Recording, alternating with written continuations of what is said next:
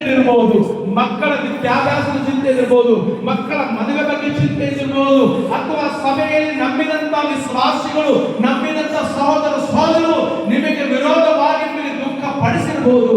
ಆದರೆ ಈ ಎಲ್ಲಾ ವಿಷಯಗಳಲ್ಲಿ ಚಿಂತೆ ಮಾಡೋದು ಬಿಟ್ಟು, ದುಃಖ ಪಡೋದು ಬಿಟ್ಟು, ಕರ್ತನ ಮೇಲೆ ನಿಮ್ಮ ಮನಸ್ಸು ಕರ್ತನಿಗೆ ಒಪ್ಪಿಸಿ ಕೊಟ್ಟು, ಕರ್ತನ ಮೇಲೆ ಭರವಸೆ ಇಟ್ಟು, ಕರ್ತನಲ್ಲಿ ನಂಬಿಕೆ ಇಟ್ಟು, ಕರ್ತಾನನೆಲ್ಲ ಚಿಂತೆಗಳು ಬಲ್ಲ ದೇವರೇ, ಕರ್ತಾನನನ್ನು ನೋಡು ದೇವರೇ, ಕರ್ತಾನನನ್ನು ಪೂರೈಸು ದೇವರೇ.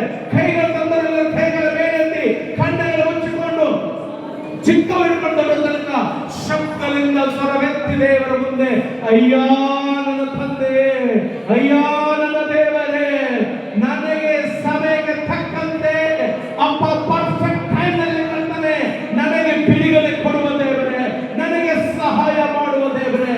ಅದಕ್ಕಾಗಿ ನನ್ನ ಪ್ರಿಯದವರ ಮಕ್ಕಳೇ, ಕೊರಿಂಥ ಪತ್ರಿಕೆ 11ನೇ ಅಧ್ಯಾಯ 28ನೇ ಹೇಳ್ತಾನೆ, ಈ ಎಲ್ಲಾ ವಿಷಯಗಳು ಬಿಟ್ಟು ನನಗೆ ಸಭೆ ಚಿಂತೆ ದಿನ ದಿನ ಕಾಡ್ತಾ ಇದೆ ಎಂಬುದಾಗಿ ಅವನು ಹೇಳಿದಂತ ಆ ದೇವ ಸೇವಕರು ನಮ್ಮೆಲ್ಲರಿಗೆ ಸಭಿಕರಿಗೆ ಇವತ್ತು ಧೈರ್ಯ ಪಡ್ತಾ ಇದ್ದಾರೆ.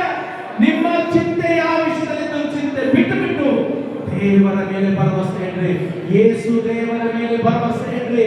ಪೇತ್ರನು 5:7 ಅವನು ಹೇಳ್ತಾನೆ, ಪೇತ್ರ 5:7 ಎಲ್ಲಾ ವಿಧದಲ್ಲಿ ಆತನ ಮೇಲೆ ಭರವಸೆ ಇಡುವಾಗಲೇ ಶೈತಾನ ಸಿಂಹದ ಪಾಲೆಯಲ್ಲೇ ಯಾರನ್ನು ನುಂಗಲೆಂಬುದಾಗಿ, ಯಾರನ್ನು ಹಾಳು ಮಾಡಲೆಂಬುದಾಗಿ ನೋಡ್ತಾ ಇದ್ದಾನೆ.